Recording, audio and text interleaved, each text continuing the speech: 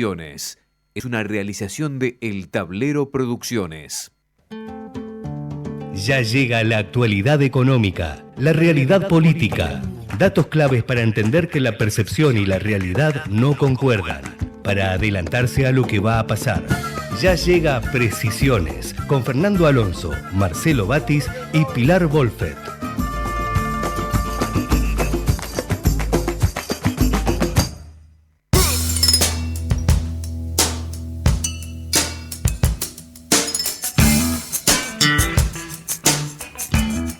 ¿Qué tal? Muy buenas tardes. Damos inicio a este programa que se llama Precisiones, que se emite todos los lunes de 16 a 17 aquí por Ecomedios, la AM 1220.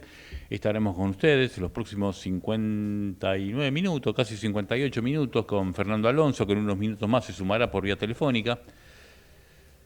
En el día de hoy no contaremos con la participación de Pilar Wolfet, que bueno, se tomó unos días, bien merecidos los tiene, así que nos reencontraremos con ella dentro de 7 días. Aquí, el próximo lunes. Estamos con Javier Martínez en Operación Técnica. Mi nombre es Marcelo Batis. Conduzco este programa en un día... La verdad, venimos con una racha bastante negativa en cuanto a tiempos estos lunes, ¿no? Van varios lunes seguidos que uno tiene que venir con el paraguas y amenaza que llueve, que no llueve. Bueno, por el momento todos los avisos indican de que en cualquier momento se larga. Hasta el momento... no ha pasado eso, no es la primera vez que un pronóstico del Servicio Meteorológico Nacional se manda una pifiada, habrá que admitirlo, pero bueno, todo indica que en cualquier momento al menos una lluvia va a haber. En el día de hoy, quizás también mañana a la mañana, a partir de miércoles la cosa mejorará y luego, si bien los días continuarán siendo nublados, no hay perspectivas de precipitaciones de acá hasta el lunes que viene, e incluso con temperaturas que el fin de semana van a andar casi cerca de los 30 grados. Así que pasemos estos malos momentos en el día de hoy y mañana y luego a disfrutar. Lo que no sé si tendrán motivo para disfrutar serán los diputados, en especial los de la Comisión de Presupuesto y Hacienda, porque en el curso de esta semana, ya comenzaron la semana pasada y seguirán al menos hasta el tratamiento de la ley que se prevé que va a ser a mediados de noviembre en la sesión, con la discusión sobre el proyecto de ley de presupuesto 2025, el primer proyecto ideado, elaborado por la gestión de Javier Milei. Recordemos que el presupuesto que se está ejecutando en este año no corresponde a una ley aprobada, sino a una prórroga de la ley del presupuesto del año pasado, lo cual tiene unas serias complicaciones porque estamos hablando de un presupuesto que se comenzó a pensar en abril del 2022, cuando el ministro era Martín Guzmán. Se presentó en septiembre de ese mismo año, cuando el ministro ya era Sergio Massa, se ejecutó en el 2023 y después, tanto Milei como Massa, como todos los candidatos, nadie le prestó atención al debate presupuestario, con el argumento de que en tiempos electorales no se podía debatir, lo cual es un absurdo porque no es. Hay que repasar años anteriores con renovaciones presidenciales y se aprobaron presupuestos. En todos los países del mundo hay elecciones y hay presupuestos. En todos los países del mundo un presidente puede parecer una obviedad, pero cuando asume con un presupuesto ya aprobado, sancionado y en ejecución. No tendría que ser un problema que cuando hay un cambio de gobierno esté en vigencia el presupuesto del gobierno anterior. Puede haber cambios, obviamente, en todos los gobiernos, tienen sus improntas, pero de ahí a considerar imposible seguir con el presupuesto anterior, bueno, esto revela en parte también las oscilaciones políticas y económicas y de la administración en general, de la administración pública nacional, que tiene la República Argentina a lo largo de toda su historia. Lo cierto es que en este presupuesto que se comenzará a discutir y se supone que se aprobará en algún momento, si es que no hay inconvenientes, tengamos en cuenta que cada ley al gobierno de Javier Milei le va a costar bastante, le está costando bastante, no hay más que repasar estos meses con 2 vetos que consiguió confirmar de una manera bastante complicada. que la ley de base fue la ley con más tiempo de debate, se comenzó en diciembre y se aprobó en julio, con toda una serie de modificaciones importantísimas. Pero todo esto nos lleva también a considerar que, si bien no representa una modificación metodológica en la elaboración del presupuesto, como lo presentó Milei, sí es un hecho importante porque venimos de años con presupuesto que de movida ya se preveía que iba a haber déficit. En este caso no va a haber déficit, al menos esto es lo que dice Milei, y pone justamente como regla de oro fiscal esa. Si aumenta un gasto, se tiene que bajar un gasto equivalente en otra área, en otro sector de la Administración Pública Nacional, de manera tal que el equilibrio fiscal esté asegurado. Esto implica que puede haber modificaciones en el presupuesto, obviamente. Un proyecto de ley, cuando se presenta a la Comisión de Diputados y en el mismo recinto también, es pasible de ser modificado. Pero en este caso, tanto los diputados como los senadores tienen que tener en cuenta que hay una regla innegociable del gobierno, que es que el número final, los gastos no pueden ser más que los ingresos. Entonces, si se aumenta un gasto de tal partida, se tendrá que reducir un gasto equivalente en otra. Esto nos lleva, por ejemplo, a la reciente discusión en torno a la ley de financiamiento universitario. Había una discusión en torno de si realmente valía la pena todo este desgaste por un gasto que no era tan importante, el 0,14% del PBI. Lo que argumenta Milei que, bueno, si los diputados quisieron imponer esta ley, que en la misma ley tienen que aclarar de dónde va a salir el financiamiento de ese 0,14% del PBI. Así sea el 0,000, así sea un centavo, en la ley se tiene que aclarar de dónde va a salir ese financiamiento. No por un capricho, sino porque es lo que determina la Ley de Administración Financiera, aprobada hace 32 años, la Ley 24.156.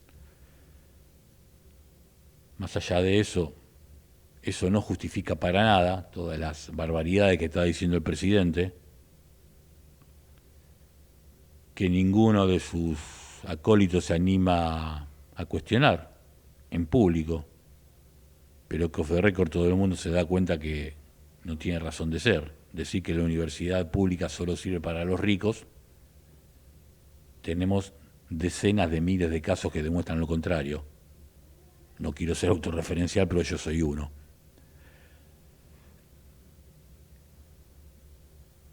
Y así podemos seguir. Y aparte, dentro de este presupuesto hay un problema que arrastra todos los proyectos de ley de presupuesto que desde que uno tenga memoria, por lo menos desde el 2002 para acá, desde el momento que tenemos una Argentina inflacionaria, que es justamente la pauta de inflación con la cual se calcula el presupuesto. Digamos, el articulado de la ley no incluye la inflación, por eso cuando se dice el presupuesto, la ley de presupuesto contempla una inflación de tanto, está mal dicho. En realidad hay un mensaje que acompaña el proyecto de ley en el que figuran una serie de supuestos en base a los cuales se hace la ley. Uno de ellos justamente es la inflación. ¿Por qué es importante? Porque en base a esa inflación se calcula la evolución de los gastos y de los ingresos.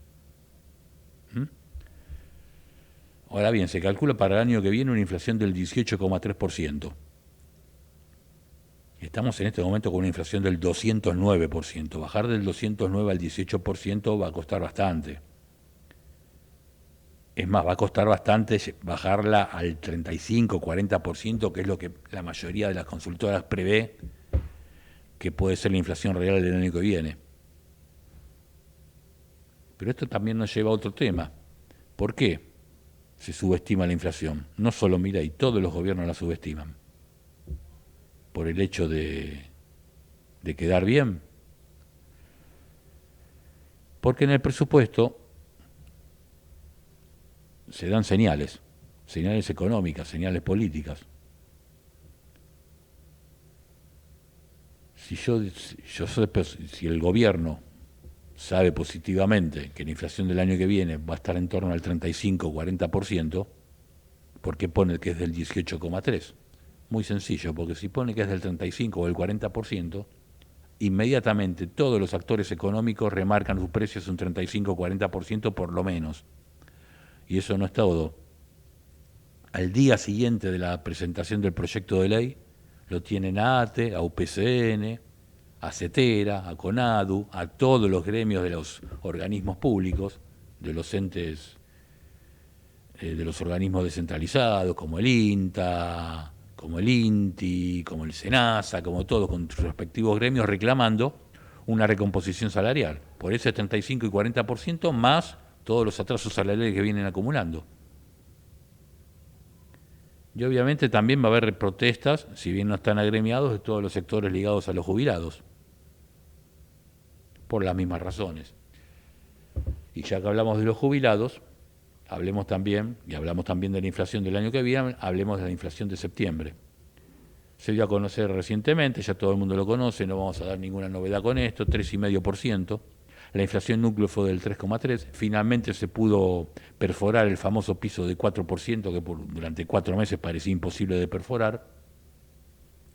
Es más, se cree que en el resto de lo que queda del año la inflación se mantendrá en estos niveles del 3,5%, quizás un poco más, quizás un poco menos.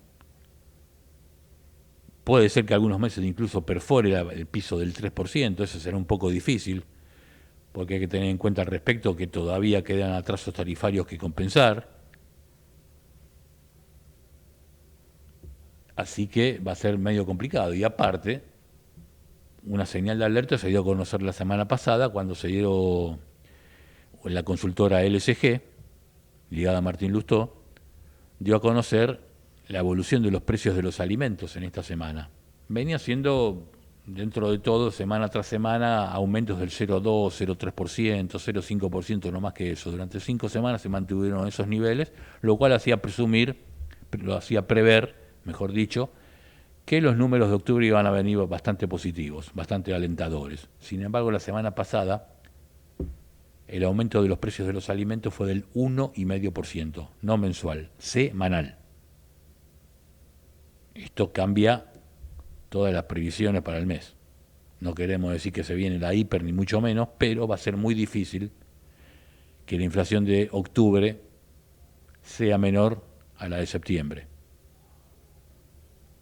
Justamente por esto, lo cual también nos tiene que llevar a una preocupación adicional, porque 1,5% de aumento de los precios en pesos, en un contexto en el que el dólar, estamos viéndolo todos los días, está bajando y no para de bajar, nos está diciendo que la inflación en dólares es mucho más alta que ese 1,5%.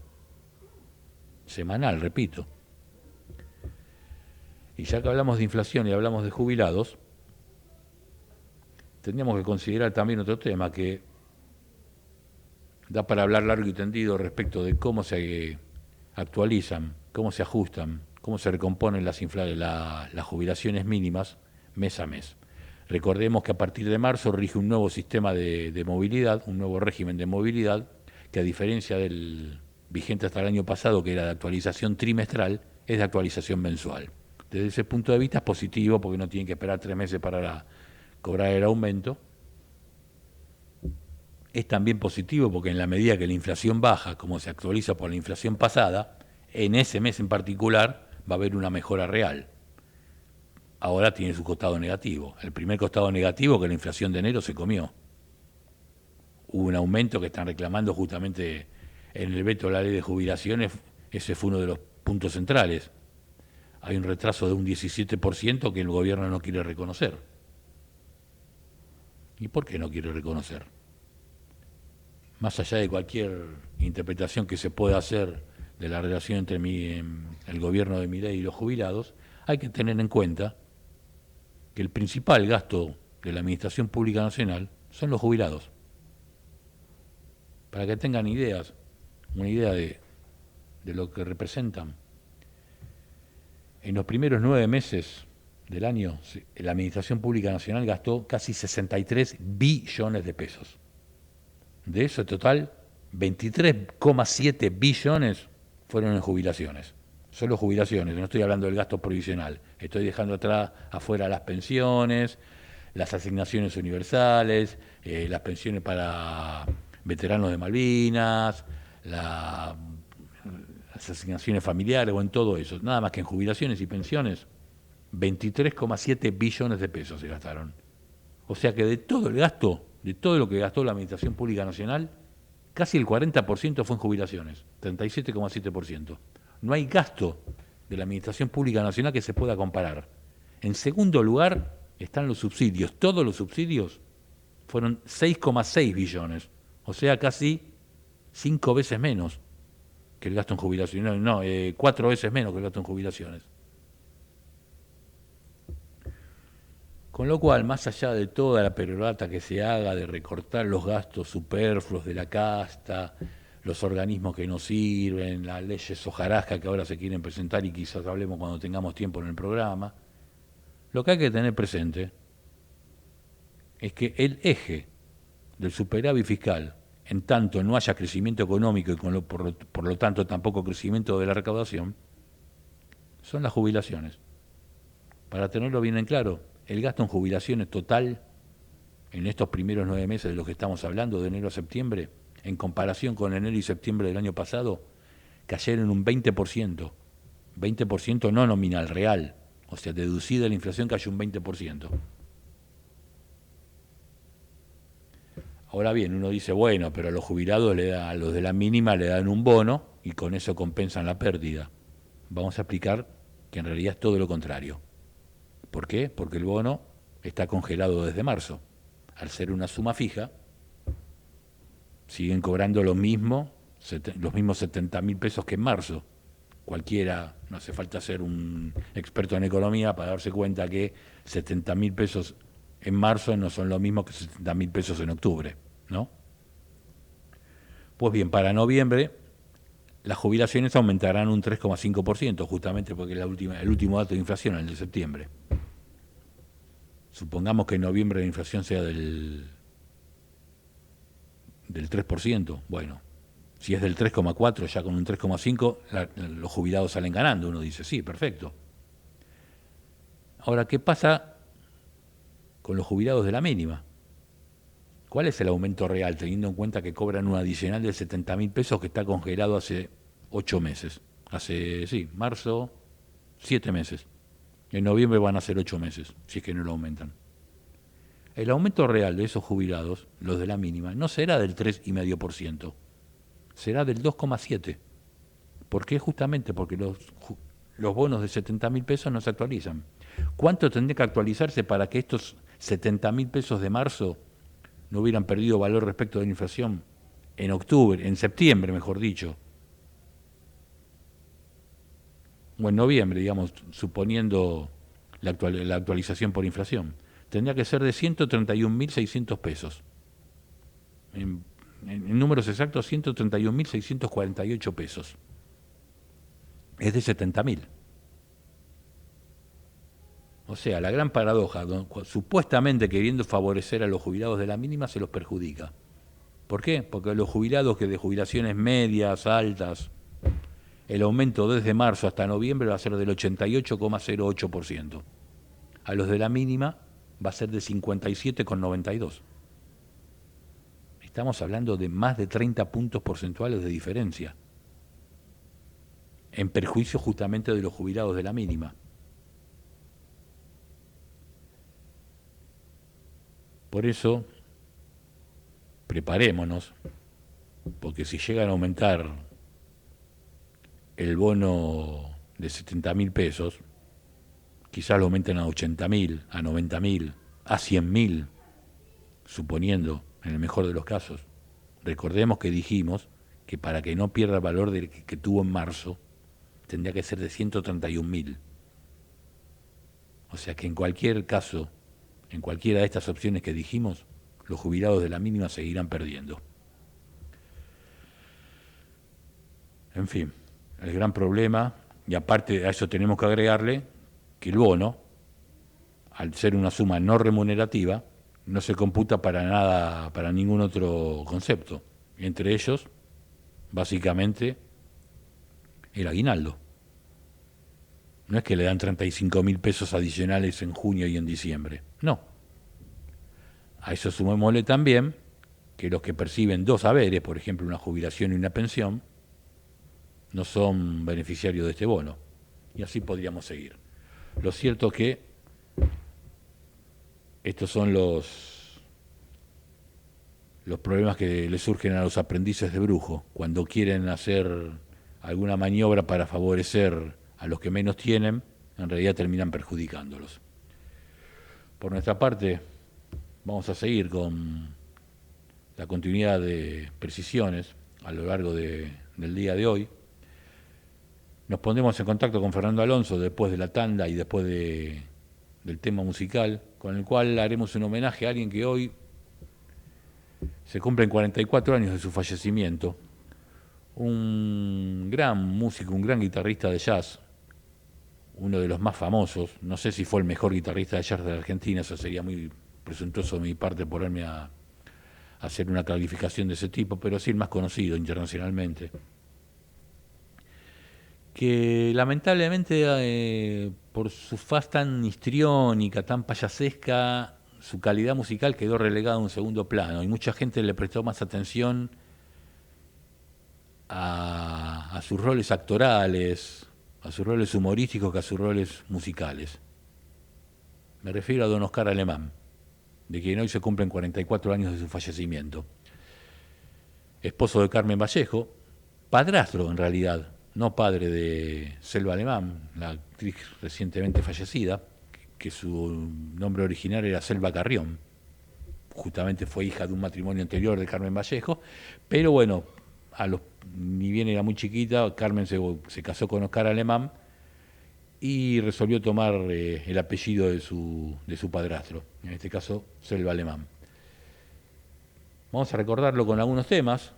Les pido que presten atención a esta forma tan especial de digitar una guitarra. Quizás la calidad del sonido de unas grabaciones un tanto viejas no sea la mejor, pero vale la pena hacer el esfuerzo y escuchar. Vamos a escucharlo entonces en Tengo Ritmo, después de la tanda, y después nos ponemos en contacto con Fernando Alonso para seguir con la continuidad informativa en Precisiones.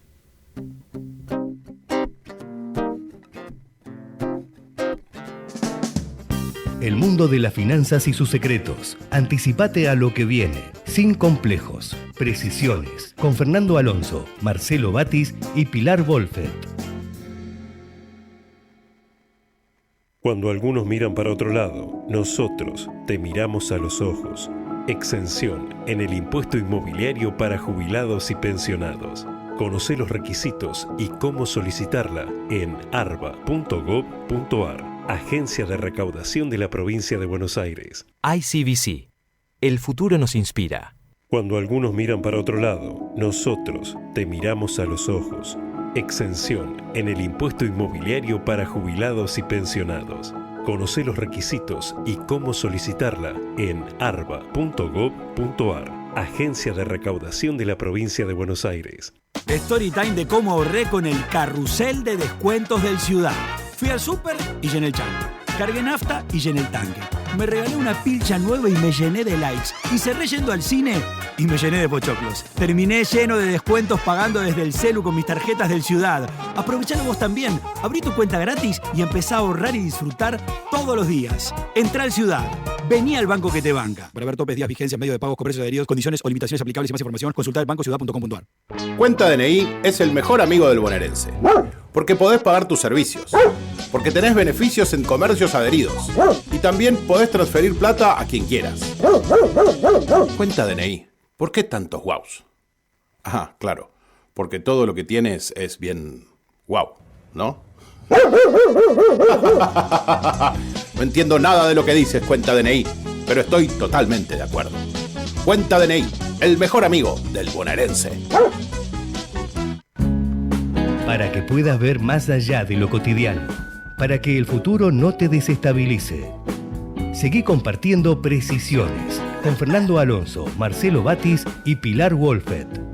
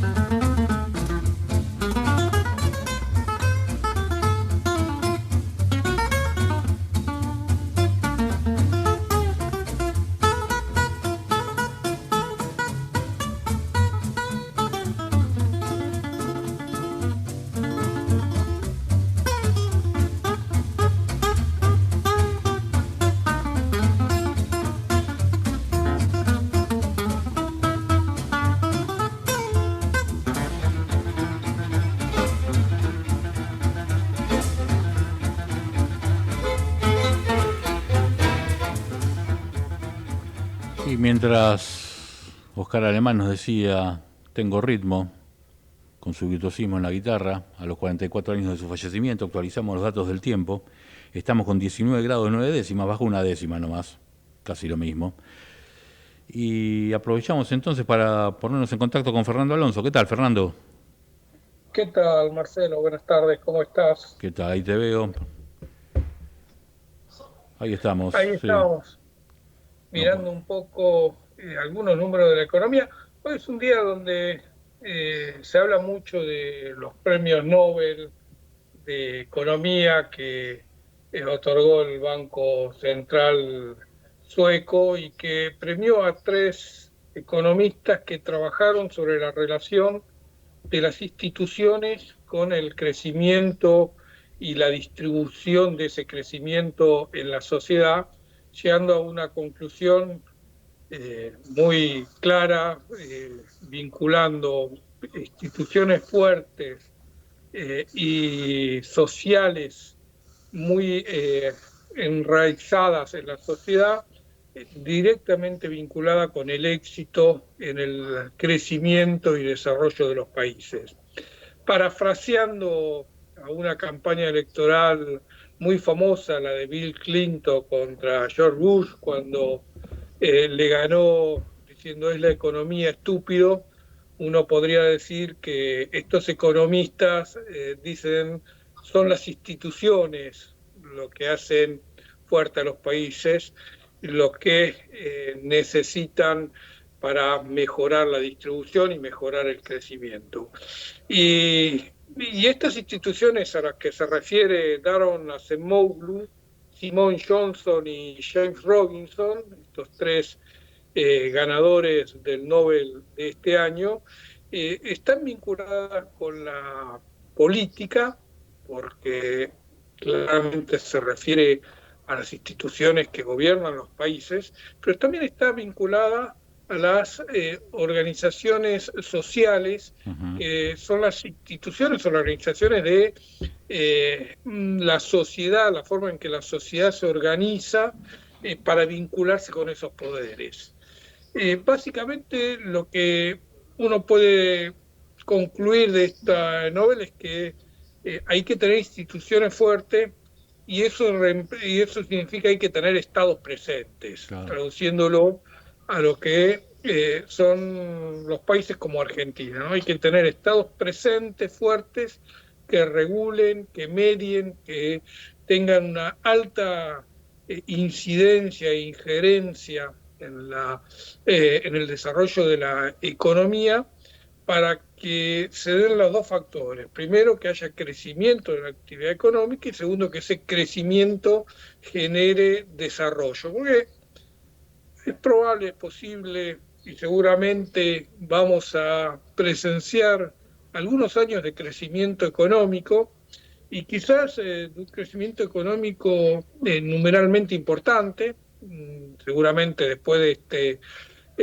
año de recesión 2025 y 2026 mostrarán crecimiento de 5 o 6%, pero va a ser un crecimiento que no va a implicar ni desarrollo ni mejora de la distribución del ingreso en la sociedad. Va a ser un crecimiento totalmente concentrado en grupos monopólicos o oligopólicos, y quizás mayoritariamente extranjeros, es decir, viendo cómo toda esa riqueza que genera Argentina se va fronteras afuera, como pasó históricamente con lo que se denomina fuga de capitales o formación de activos externos en términos técnicos.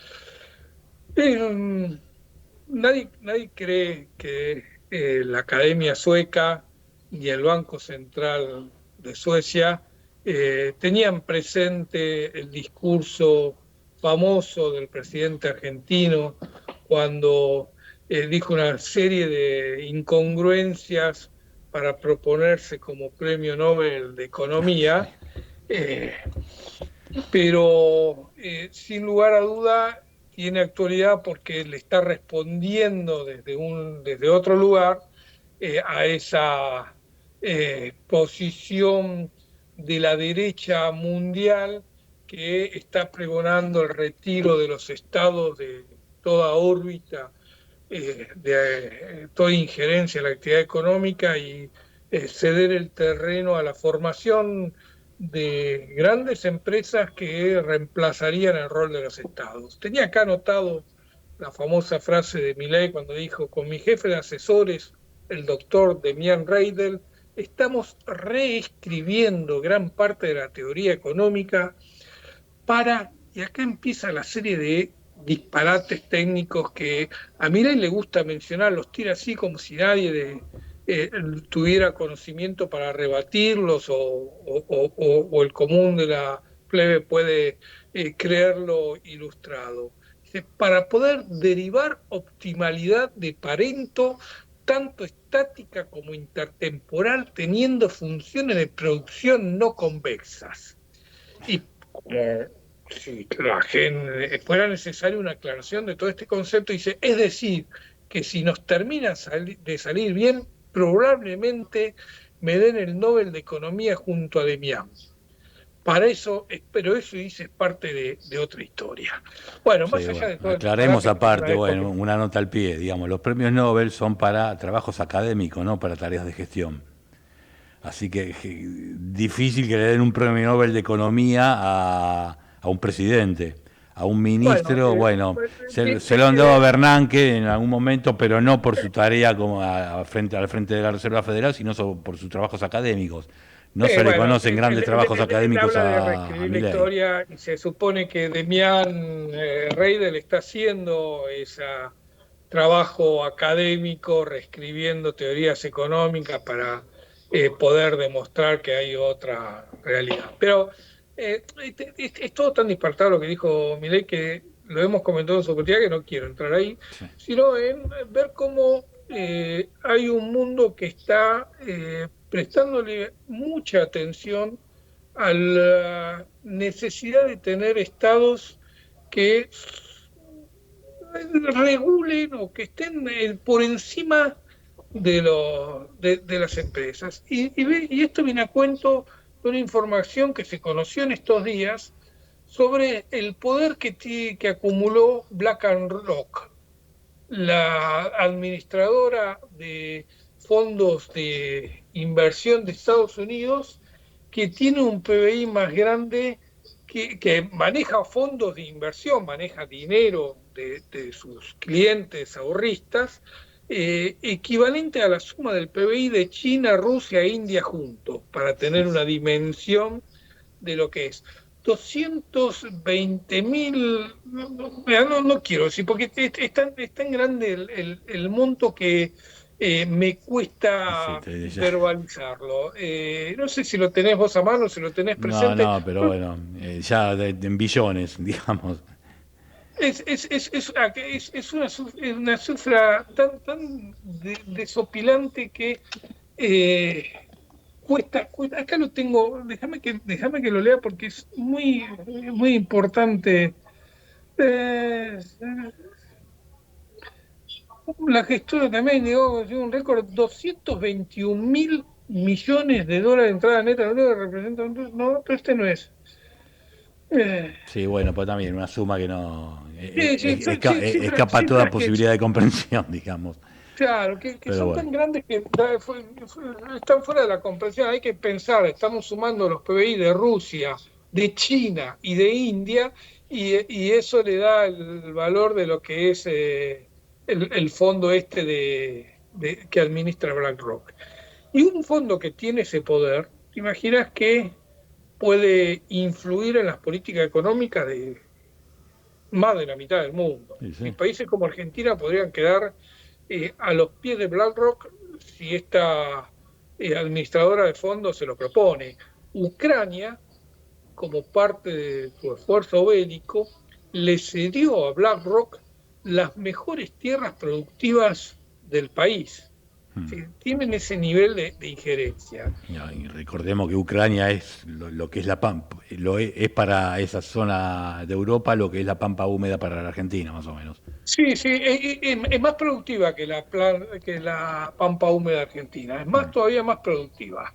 Ellos sí se consideran granero del mundo, así que no sé si lo son, pero están cerca de ahí. Y bueno, todas esas tierras productivas, se las llevaron mucho de las multinacionales de Estados Unidos que están financiando Ucrania, pero BlackRock es la que se llevó, dicen, la parte más interesante. Y ahí por internet, dando vueltas, un video de un senador de Estados Unidos haciendo toda la denuncia de quién es BlackRock y cómo puede influir en la política internacional de Estados Unidos. Pero también lo son empresas como X, la red social de Elon Musk, que con su famoso algoritmo ha potenciado el discurso de los libertarios mundiales. Es también Facebook o Meta, con sus empresas Facebook, Instagram, WhatsApp, la que influye sobre millones, miles de millones de personas en el mundo. Y son empresas que han cobrado un protagonismo, lo es también Google, ¿no? Por supuesto, en esta grande liga. Son empresas que se consideran más importantes y más grandes que los estados y que están en permanente choque entre sus ambiciones y las políticas que intentan llevar adelante. Hay otras empresas que son más conocidas por su nivel de penetración en la sociedad, como Amazon o como su par regional, Mercado Libre, que tienen esa misma conducta monopólica que confrontan con los estados hasta eliminar cualquier barrera a su desarrollo, que a veces o en algunas etapas tienen un correlato con el desarrollo de la sociedad, pero que siempre a mediano y largo plazo va en contra de los intereses de la mayoría de los pueblos y siempre a favor de la concentración de riqueza. Pero bueno, este es el premio Nobel que se entregó este año. Es muy interesante, ¿no? Porque siempre los que estamos en el periodismo económico nos gusta recordar que el premio Nobel no es originario, claro. No es uno de los premios Nobel. No lo da directamente la Academia, sino el Banco de Suecia. Exacto, no lo da la Academia, sino el Banco de Suecia, pero tiene la misma injerencia y de hecho se entregan en la misma época del año y en conjunto en la premiación, ¿no? Así que tiene el mismo valor. Pero bueno, me pareció interesante traer a esta situación porque hablar de la política o hablar de la economía en Argentina en estos momentos sigue siendo muy confuso, ¿no? Uno ve las dos con realidades que hay, ¿no? La realidad financiera atravesando este veranito cambiario que uno cree, o yo por lo menos personalmente creo que se va a extender en el tiempo, que va a consolidarse con el pasar de las semanas, y ve lo que es la economía real. Tenía a mano un cuadro que elabora la consultora 1816 con los indicadores tempranos de actividad económica. Hay indicadores que te van anticipando cómo estaba la marcha de la economía, siempre teniendo presente que los únicos datos válidos son los del INDEC, pero que llegan con 2 o 3 meses de atraso, porque claro, eso es lo que demanda elaborar esas estadísticas. Este indicador temprano que hace 1816 es muy interesante porque uno puede observar cómo algunos de los rebotes que se venían dando en agosto en la economía, en septiembre ya se pasaron. Hay por lo menos 3 indicadores que venían dando en verde en agosto y en septiembre dieron en rojo. Hay uno que se sostuvo, el de patentamiento de auto viene bien en los últimos 3 meses, viene creciendo contra el mes anterior en los últimos 3 meses, y hay uno que parece que viene a los altos, como es el despacho de cemento, muy vinculado al blanqueo y a las obras que se están desarrollando para estos negocios, después del piso que significó la paralización de las obras públicas en todo el país. Pero hay 6 indicadores tempranos están dando en rojo. 3 ya venían en verde y se dieron vuelta, y 3 estaban en rojo y siguen dando en rojo. Se dio vuelta el IVA DGI, que había crecido en agosto, cayó en septiembre. Se dio vuelta el impuesto a los créditos y débitos, que el famoso impuesto al cheque, que había crecido en agosto y cayó en septiembre. Y lo mismo pasó con el patentamiento de motos, que había sido muy bueno en agosto y volvió a caer mucho en septiembre. Se mantuvo los préstamos en pesos al sector privado, pero esto tiene mucho que tiene que ver con operaciones de un rulo que se arma tomando créditos en los bancos y comprando títulos al tesoro y aprovechando el diferencial de tasas. Se mantuvo en verde el patentamiento de autos, también vinculado al blanqueo, y como decíamos, lo del cemento. Pero cayó también el patentamiento de moto, la producción de auto, el índice Construya, que revela todo lo que está pasando en la actividad de la construcción y no solo el despacho de cemento, y las ventas minoristas de pymes. Así que hay un contexto, por lo menos, que no permite hablar de que ha pasado el vértice de la recesión. Seguimos estando en el piso, seguimos estando ahí abajo, probablemente deja de caer, pero no hay ningún signo claro de que hayamos atravesado ya lo peor de la recesión y estemos en una etapa de recuperación, Marcelo. Y me das pie para, después de despedirte, hablar justamente de la caída de la actividad metalúrgica, el último informe que dio a conocer justamente ADINRA, que es bastante preocupante, 7,3% abajo, y bueno, y estamos hablando no de una actividad cualquiera, estamos hablando de los fierros justamente, ¿no? Pero bueno, Fernando, nos vemos, Marcelo, esperemos que el próximo informe de 1816 sea más alentador, pero bueno. Un abrazo. Nos veremos. Chao, un abrazo, Fernando. Ha sido Fernando Alonso dándonos a conocer justamente su análisis sobre la situación económica. Comenzó justamente hablando de los premios Nobel desde el punto de vista de una información global, digamos, no referida a la República Argentina, pero obviamente tiene su correlato, teniendo en cuenta que hablaba justamente de la institucionalidad y la importancia de una presencia del Estado. Cuando hablamos de presencia del Estado no queremos decir que la actividad privada no tiene que actuar, sino simplemente que debe estar regulada, orientada, pautada por instituciones estatales fuertes, más allá de que sean los privados los que las ejecuten. Bueno, por nuestra parte vamos a la tanda y seguimos minutos después con Precisiones. Vamos la radio, somos tu voz, vamos con Eco, siempre la verdad y la mejor información. El mejor gimnasio te espera, elegí las clases que quieras. En Anfis vamos a cuidarte, en Anfis venimos a encontrarte. ¿Sabías que un rico y auténtico sabor de un gran espresso ya no se encuentra solo en las cafeterías gourmet? Y además, con la línea de cafeteras Oster, la preparación de tus bebidas favoritas con café son tan ilimitadas como tu imaginación. Conocé todas las cafeteras disponibles para vos en www.osterargentina.com. Informate en ecomedios.com. Seguinos en Facebook, Ecomedios Live.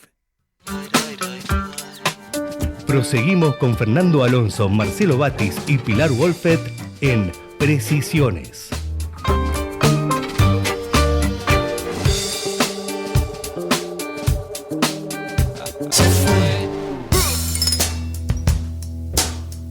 Y no se fue, sigue el programa. Todavía nos quedan 14 minutos, un poquito menos, para dar las urras. Y bueno, no está Pilar Wolfet en el día de hoy, como dijimos, pero igualmente tenemos que decir que no hay gran actividad financiera y bursátil en el día de hoy, justamente porque es feriado en Estados Unidos, el Columbus Day.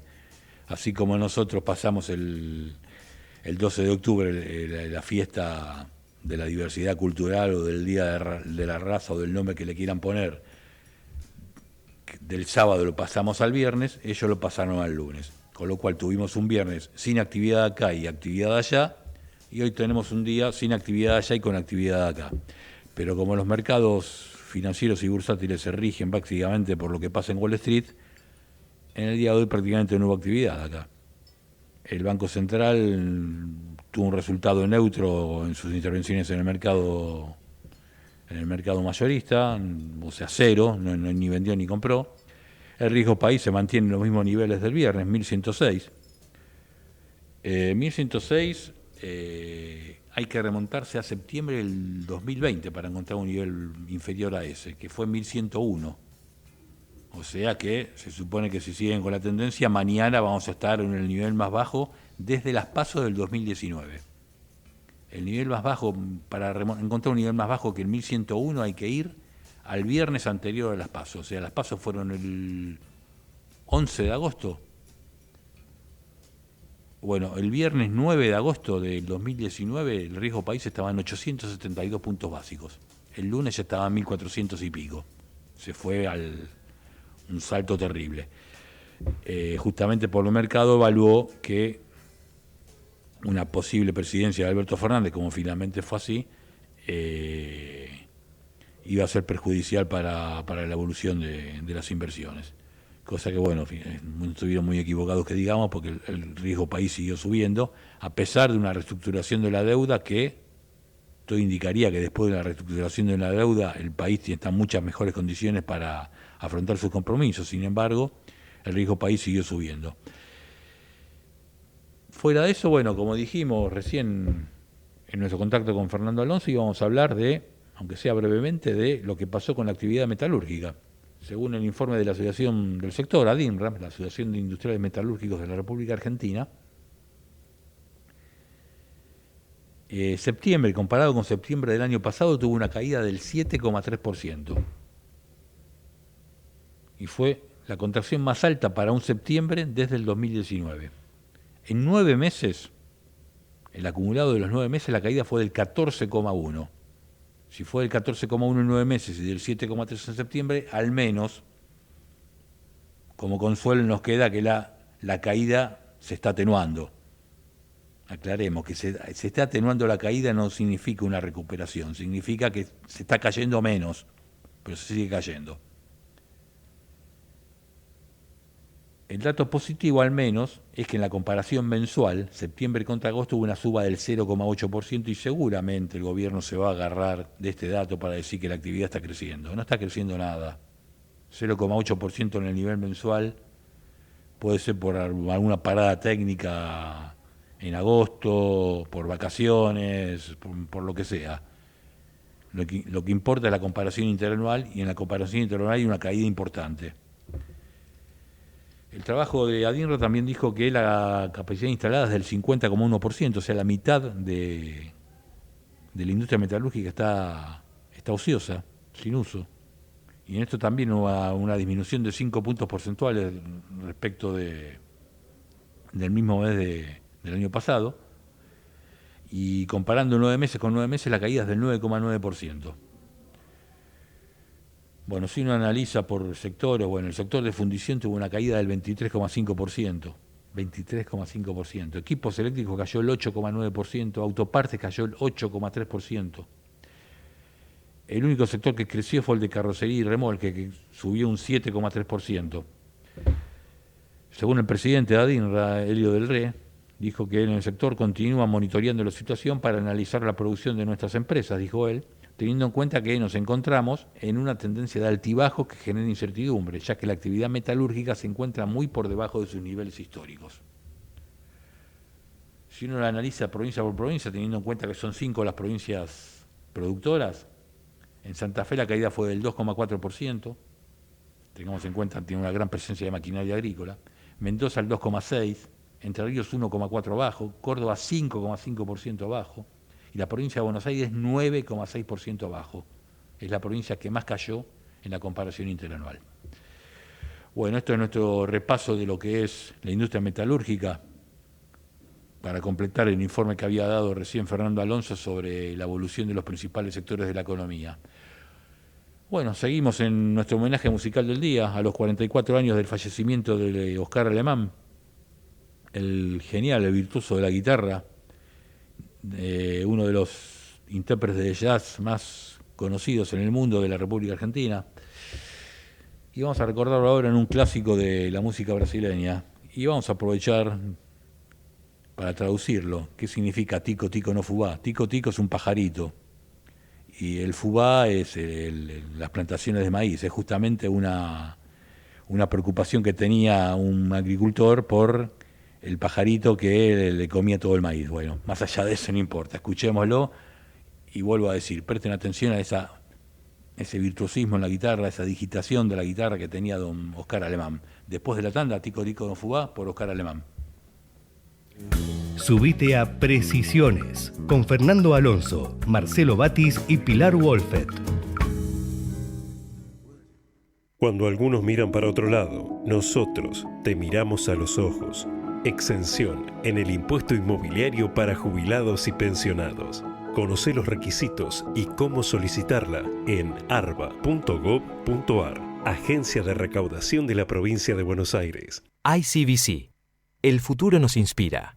Cuando algunos miran para otro lado, nosotros te miramos a los ojos. Exención en el impuesto inmobiliario para jubilados y pensionados.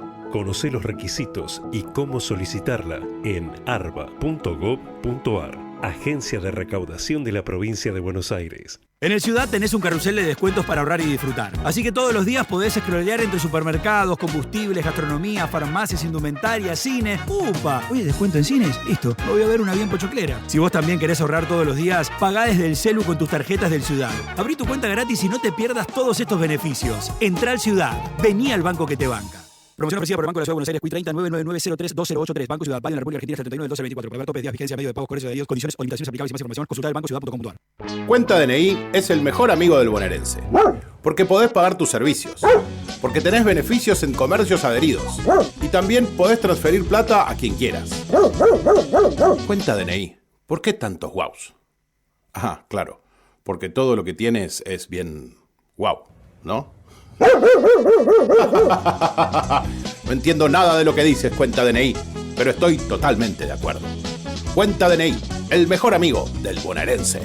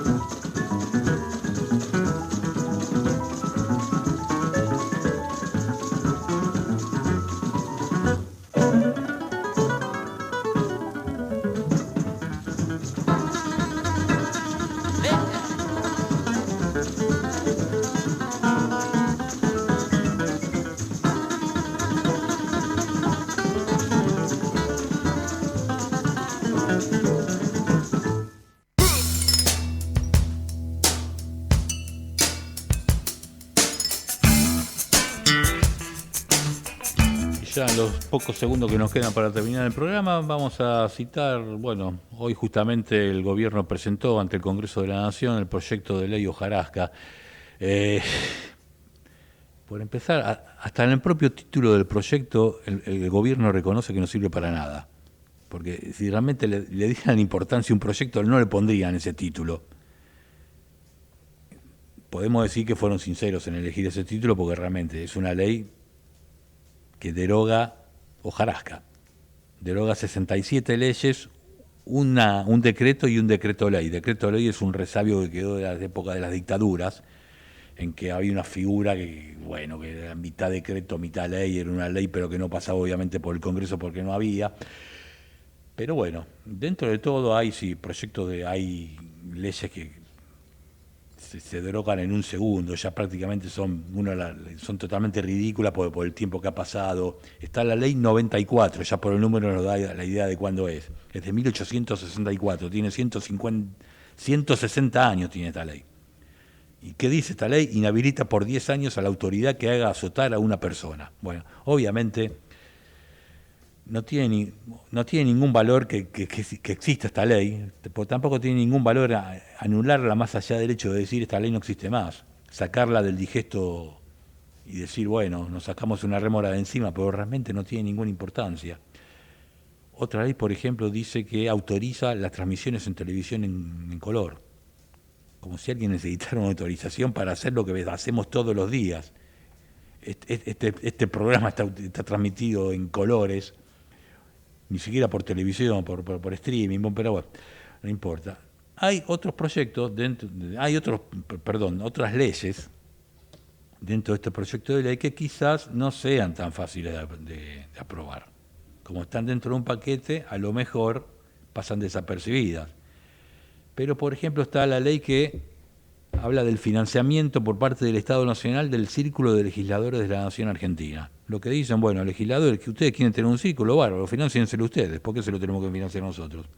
Es totalmente justo, nos parece. Y por otro lado, a la Federación Argentina de Municipios le dicen lo mismo.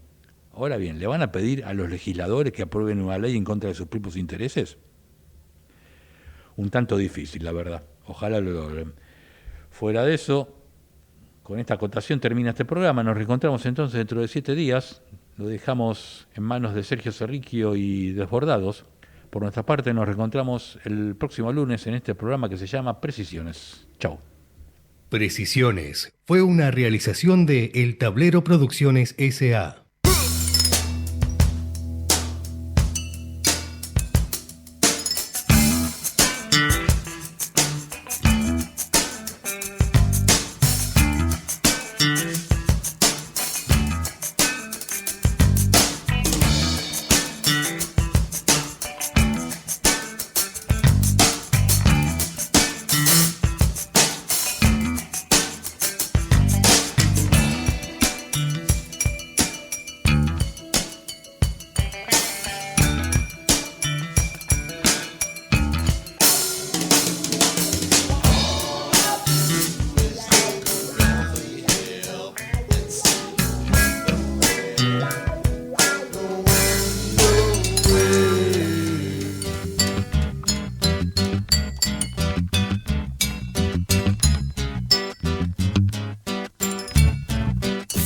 Desde Buenos Aires, transmite LRI 224, AM 1220, Ecomedios,